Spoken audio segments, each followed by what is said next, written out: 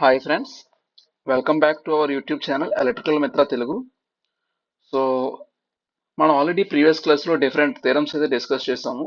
As of now మనం superposition theorem, Thevenin's theorem, Norton's theorem, maximum power transfer theorem, reciprocity theorem, Millman's theorem and compensation theorem, Tellegen's theorem, ఇలా different theorems discuss చేసాం, applications discuss చేసాము and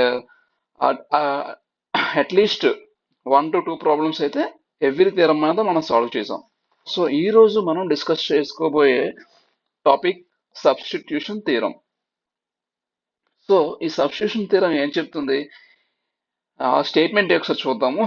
any branch in a linear bilateral electrical circuit can be replaced by an equivalent voltage or current source without disturbing the voltages and currents in the rest of the network as long as the terminal voltage and current remains exactly the same.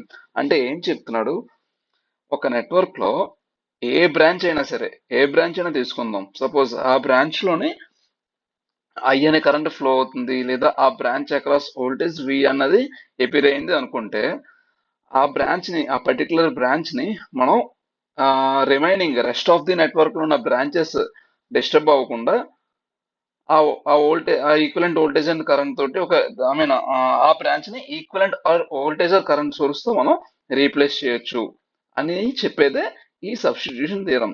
Provided terminal voltage and current ఖచ్చితంగా ఒకటే అయి ఉండాలి. So మనం ఇప్పుడు ఏదైతే statement చదువుకున్నామో ఒకసారి network form లో చూసుకున్నట్లయితే ఈ నెట్వర్క్ తీసుకుందాం. ఈ నెట్వర్క్ లో ఇది వి అనుకుంటే, suppose and R2 across voltage V1 form అయింది. ఓకే, సో ఇప్పుడు నేను దీన్ని ఏం చేస్తాను, సో నేనేం చెప్పాను, ఏ బ్రాంచ్ అయినా సరే ఆ బ్రాంచ్ ని ఈక్వలెంట్ వోల్టేజ్ కరెంట్ సోర్స్ తో రీప్లేస్ చేసుకోవచ్చు, టెర్మినల్ వోల్టేజ్ డిస్టర్బ్ అవ్వకుండా, టెర్మినల్ కరెంట్ డిస్టర్బ్ అవ్వకుండా అని చెప్పాను.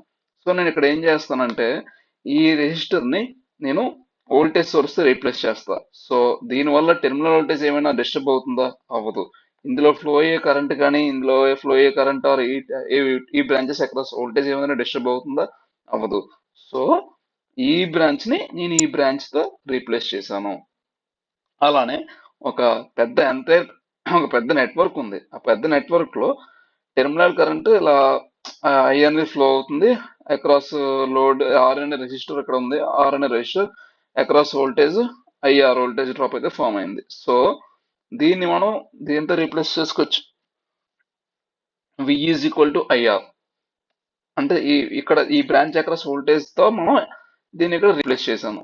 ఇందులో ఫ్లో అవుతున్న కరెంట్ సేమ్, ఇక్కడ సేమ్ బ్రాంచ్ ని దాని ఈక్వలెంట్ వోల్టేజ్ తో మనం రీప్లేస్ చేయడం జరిగింది. ఓకే, నౌ ఒక ఎగ్జాంపుల్ తీసుకొని ఈ సబ్స్టిట్యూషన్ థియరం ఎలా వర్క్ అవుతుంది అన్నది క్లారిటీ వస్తుంది, చూద్దాం. ఓకే, ఇక్కడ క్వశ్చన్ అడిగి ఇచ్చారు కదా, ఒక టీ నెట్వర్క్ ఉంది, 2 ohms 3 ohms 4 ohms, source 14 volts and మనం సబ్స్టిట్యూషన్ థియరం యూజ్ చేసి ఎగ్జాంపుల్ ని మనం అర్థం చేసుకుందాం.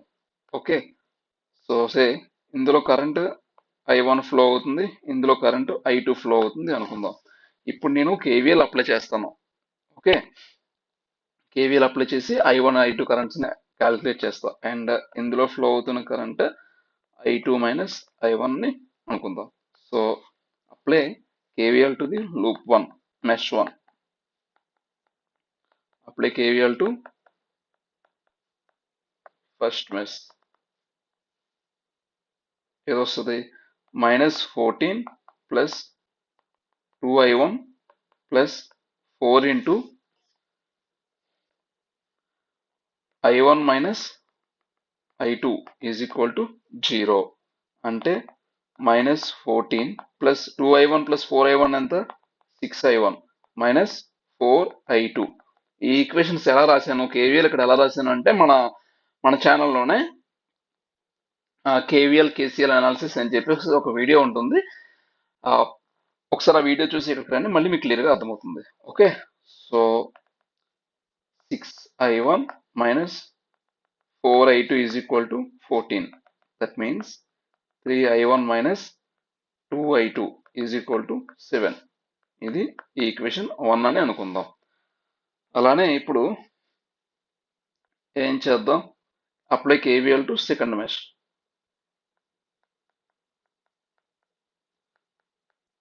Apply KVL to second mesh. Okay, చేస్తే 3i2 plus 5i2 plus 4 into i2 minus i1 is equal to 0. Then 3i2 plus 5i2, 8i2 plus 4i2, 12i2 minus 4i1 is equal to 0. That means 12i2 is equal to 4i1. I1, that means I1 is equal to 4 1s are 4 3s are. So 3i2. I1 is equal to 3i2. ఇది second equation అనుకుందాం. So ఈ second equation ని మనం ఇక్కడ ఉన్న ఈ first equation లో substitute చేస్తే ఏదో ఒక వాల్యూ వస్తుంది. So that implies 3 into I1 value అంతా 3i2 కదా, 3i2 minus 2i2 is equal to 7. And 3 3s are 9, 9i2 minus 2i2, 7i2 is equal to 7. So that implies I2 is equal to ఎంత వచ్చిందంటే 1 ampere.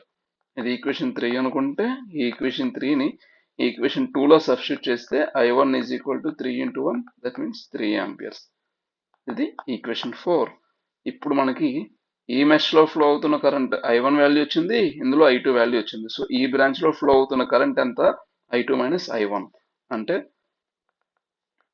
I2 minus I1 is equal to 1 minus 3 is equal to minus 2 amperes. అంటే ఆ branch లో actually current ఎలా flow అవుతుంది, ఎలా flow అవుతుంది. Okay, ఈ విధంగా ఫ్లో అవుతుంది. ఎజ్యూమ్ చేసి అంటే నెగిటివ్ వాల్యూ వచ్చింది కాబట్టి ఎజ్యూమ్ చేసిన డైరెక్షన్ కి ఆపోజిట్ లో ఫ్లో అవుతుంది అని చెప్తున్నాను. ఓకే ఓకే నౌ సరే, ఇప్పుడు నేను ఏం చేద్దాం అనుకుంటున్నానంటే ఇక్కడ మీరు అబ్జర్వ్ చేస్తే ఇందులో ఎంత కరెంట్ ఫ్లో అవుతుంది, ఇందులో ఫ్లో అయ్యే కరెంట్ ఎంత 1 ఆంపియరే కదా, I2 is equal to 1 ampere వచ్చింది, ఇందులో ఫ్లో 1 ఆంపియర్. సో నేను సబ్స్టిట్యూషన్ థియరం అప్లై చేసి ఈ 4 ohms బ్రాంచ్ ని ఒక వోల్టేజ్ సోర్స్ రీప్లేస్ చేద్దాం అనుకుంటున్నాను. సో వోల్టేజ్ సోర్స్ ని 4 ohms బ్రాంచ్ ని వోల్టేజ్ సోర్స్ రీప్లేస్ చేయాలంటే ఎంతతో రీప్లేస్ చేయాలి, ఇక్కడ ఇందులో ఫ్లో అవుతున్న కరెంట్ ఎంత 2 ఆంపియర్స్, ఇక్కడ రెసిస్టర్ ఎంత 4. సో దీన్ని 4 into 2 V is equal to IR కదా, 4 into 2 8 volts. 8 volts voltage source తో రీప్లేస్ చేస్తున్నాం. Apply substitution theorem to 4 ohms branch. ఇప్పుడు ఎలాగవుతుంది, నేను 4 ohms బ్రాంచ్ ఇది దాన్ని దేంతో రీప్లేస్ చేశాను, వోల్టేజ్ సోర్స్ తో. ఎంత, V is equal to 2 into 4, that means 8 volts. And